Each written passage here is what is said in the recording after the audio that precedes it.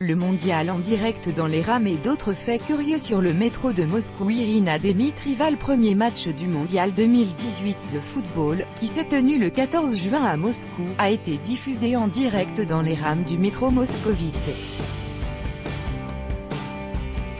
Mais ce n'est pas la seule chose qui peut surprendre dans le métro de la capitale russe, ce monument d'architecture et moyen de transport moderne. Voici quelques informations que vous ignoriez peut-être. Le métro de Moscou a été inauguré en mai 1935, mais il occupe toujours les premières places parmi les métropolitains du monde en matière d'équipement technique et d'innovation, tout en restant un chef-d'œuvre d'architecture. Le mondial 2018 est une occasion pour Sputnik de vous présenter quelques faits sur le métro moscovite qui peuvent surprendre ou être utiles pour les fans de foot et les touristes. La télé descendue dans le métro le 12 mai dernier, la chaîne de télévision Moskva 24, Moscou 24, est devenue la première au monde à émettre en direct dans les rames de métro, le match d'ouverture du mondial, disputé le 14 juin au stade Loujniki de Moscou, était diffusé en direct sur cette chaîne TV dont le programme est spécialement adapté aux besoins des passagers. Plusieurs écrans sont accrochés dans chaque wagon pour permettre aux passagers de s'informer sur les changements d'horaire, les situations d'urgence, la fermeture de certaines stations pour travaux, etc. Selon le premier chef adjoint du métro Roman Latifov, 1500 wagons sont déjà équipés de 5000 écrans. Au total, le métro compte installer 8900 écrans dans 1896 wagons pendant la première étape du projet. Pour l'instant, les émissions sont diffusées sans son. Les informations défilent en bas de l'écran, mais les passagers pourront synchroniser le son des émissions avec leurs casques et gadgets dans l'avenir. Wi-Fi gratuit dans les rames. Depuis quelques années, les moscovites sont habitués à surfer sur Internet gratuitement dans les profondeurs du métropolitain. Le Wi-Fi est disponible dans les rames depuis décembre 2014. À la différence de Paris où le Wi-Fi n'est disponible que dans certaines stations, copyright Sputnik. Alexandre Vilf. Wi-Fi dans le métro moscovite. Selon la chaîne de télévision Moscou 24, lors de leurs déplacements dans les transports en commun, les moscovites utilisent le Wi-Fi 2 fois plus souvent que les habitants de Londres, New York, Sydney ou Hong Kong. Tous les jours, plus d'1 million de personnes se connectent au réseau, tandis que le nombre total d'appareils enregistrés atteint les 20 millions. Une bague ou un bracelet 2.0 pour payer son trajet. Service de presse du métro de Moscou. Un bracelet en silicone permettant de payer le métro de Moscou. Oubliez les tickets et les cartes de paiement électronique.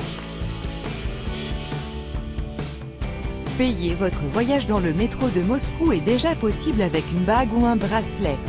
Il s'agit en effet de gadgets de paiement sans contact que tous les passagers peuvent acheter dans les boutiques du métro de Moscou et dans les magasins de souvenirs, d'après le service de presse du métro de Moscou. La possibilité de payer les transports avec une bague a été créée pour la première fois dans le monde, note le service de presse copyright Sputnik.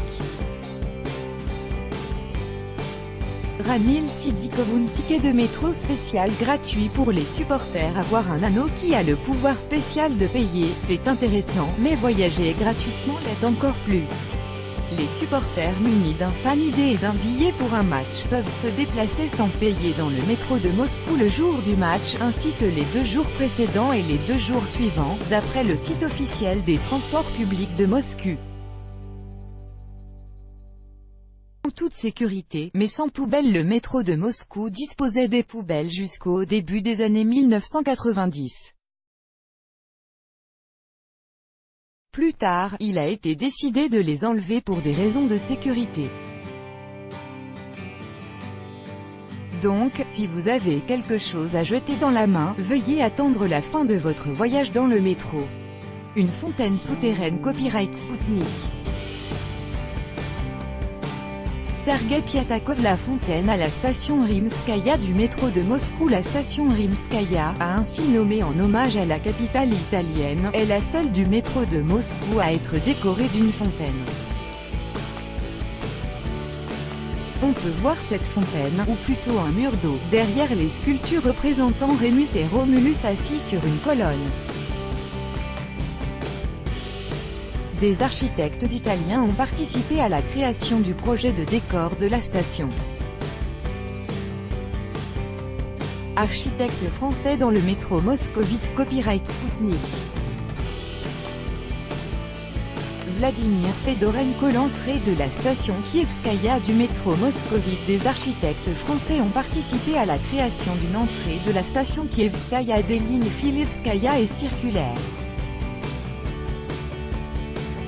Un édicule offert par la France en 2007 a été créé selon les projets d'Hector Guimard, auteur des édicules de métro de Paris des années 1900 à 1910. Le vitrail Riaba-la-Poule installé à la station Madeleine à Paris est un cadeau offert par le métro de Moscou en 2009 en signe de reconnaissance pour l'aide française.